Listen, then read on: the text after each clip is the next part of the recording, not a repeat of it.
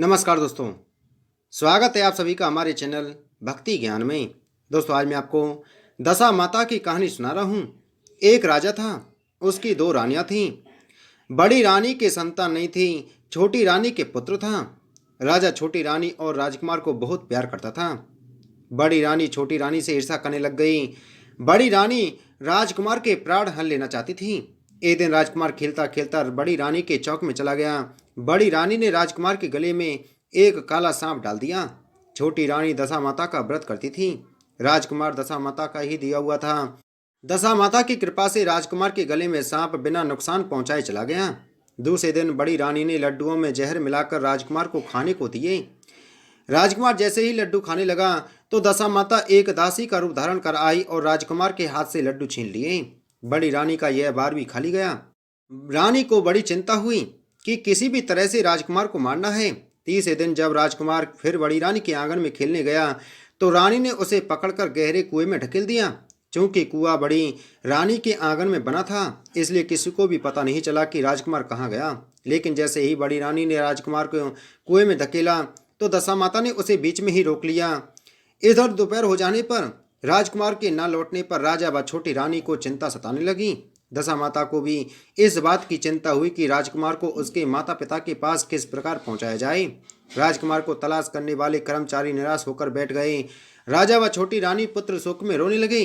तब दशा माता ने भिखारी का रूप धारण कर लिया और राजकुमार को गले से लगाए राजद्वार पर पहुंच गई। वह राजकुमार को एक वस्त्र में छिपाए हुए भिक्षा मांगने लगी। सिपाहियों ने उसे धुतकार कर कहा, तुझे भिक्षा की पड़ी है और यहाँ राजकुमार खो गया है। सारे लोग दुख व चिंता से व्याकुल हो रहे हैं। इस पर दशा माता बोली, भाइयों, पुण्य का प्रभाव बड़ा ही विचित्र होता है। यदि मुझे भिक्षा मिल जाए तो संभव है कि खोया हुआ राजकुमार तुम लोगों को मिल जाए। यह कहकर वह देहरी पर पैर रखने लगी। सिपाहियों ने उन्हें आगे जाने से रोक लिया। उसी समय दशा माता ने बालक का पैर वस्त्र से बाहर कर दिया। सिपाहियों ने समझा कि कुंवर उसके हाथों में है, इसलिए उसे अंदर जाने दिया। दशा माता कुंवर को लिए हुए भीतर चली गई।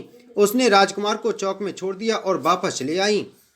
परंतु रानी ने दशा माता रूपी भिखारन को देख लिया था। उसने कहा कि खड़ी रहो, और कौन हो तुम? तुमने 3 दिन तक मेरे बेटे को कहाँ छिपा कर रखा था? तुमने ऐसा क्यों किया? तुम्हें मेरे इस प्रश्न का उत्तर देना ही होगा। दशा माता उसी समय ठहर गई। उन्होंने बताया कि मैं तुम्हारे पुत्र की चोरी करने वाली नहीं हूँ। मैं तो तुम्हारी आराध्या देवी दशा माता हूँ। मैं तुम्हें सचेत करने आई हूँ कि बड़ी रानी तुमसे ईर्ष्या रखती है। वह तुम्हारे पुत्र के प्राण हर लेना चाहती है। एक बार उसने तुम्हारे पुत्र के गले में काला सांप डाला था, जिसे मैंने भगाया। दूसरी बार उसने इसे विष के लड्डू खाने को दिए थे, जिसे मैंने इसके हाथों में से छीन लिए थे।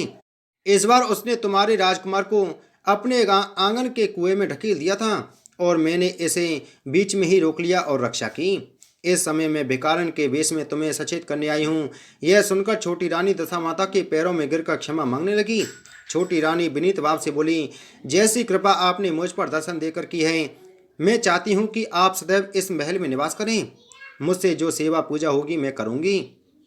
इस पर दशा माता बोली, मैं किसी घर में नहीं रहती। जो श्रद्धापूर्वक मेरा ध्यान स्मरण करता है, मैं उसी के हृदय में निवास करती हूँ। मैंने तुम्हें साक्षात दर्शन दिए हैं, इसलिए तुम सुहागिनों को बुलाकर उन्हें यथाविधि आदर सत्कार के साथ भोजन कराओ और नगर में डोरा पिटवा दो कि सभी लोग मेरा डोरा लें और व्रत करें। इतना कहकर दशा माता अंतर्ध्यान हो गई। रानी ने अपने राज्य में सभी सौभाग्यवती स्त्रियों को निमंत्रण देकर बुलाया और उपटन से लेकर सिरोभूषण श्रृंगार कर उनकी यथाविधि सेवा कर भोजन करवाया और दक्षिणा में गहने आदि देकर विदा किया। रानी ने अपने राज्य में ढिंडोरा पिटवा दिया कि अब से सब लोग दशा माता का डोरा लिया करें और व्रत करें। हे दशा माता, जैसी कृपा आपने छोटी रानी पर की, वैसी कृपा आप सभी भक्तों पर करना। बोलो दशा माता की जय।